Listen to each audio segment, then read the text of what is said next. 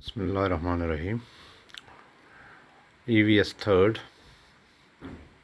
Chapter the plant theory. تو اس کا سب ٹاپک ہے شیپس آف لیوز، یعنی پتوں کی شکلیں. تو یہاں پہ آپ کے پیج نمبر 13 جو ہے کتاب کا، پیج نمبر 13، اس پہ پتوں کی کچھ شکلیں دی گئی ہیں. 12 پہ، پھر 13 پہ بھی ہے ایک. تو وہاں سے ہمیں 3 شکلیں آتے ہیں پتوں کی. بچوں، ایک ہے number 1، some leaves are triangular, کہ کچھ پتے جو ہوتے ہیں وہ مثلث نما ہوتے ہیں، ٹرائنگولر ہوتے ہیں، یعنی 3 کونے والے ہوتے ہیں. جیسے ڈرائنگ میں تو میں کمزور ہوں، لیکن پھر میں نے ایک پتی کی شکل تھوڑی سی بنائی ہے، تو یہ ہے تھوڑا سا ٹرائنگولر ٹائپ.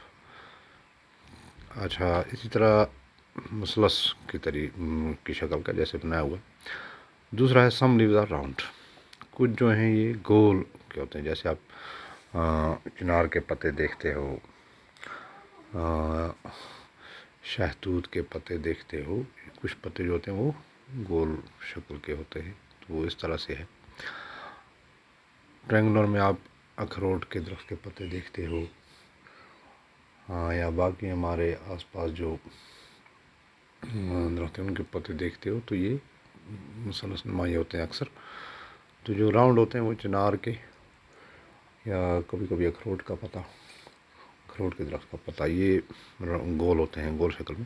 اور تیسرا ہے سم لیوز آر لانگ، کچھ پتے جو ہوتے ہیں وہ بہت لمبے ہوتے ہیں، لمبے قسم کے ہوتے ہیں. شکل ان کی بھی تھوڑا سا مثلث سے ملتی جلتی ہے، لیکن پتے بڑے لمبے ہوتے ہیں. تو بچوں، یہ تھا سبق آج کا.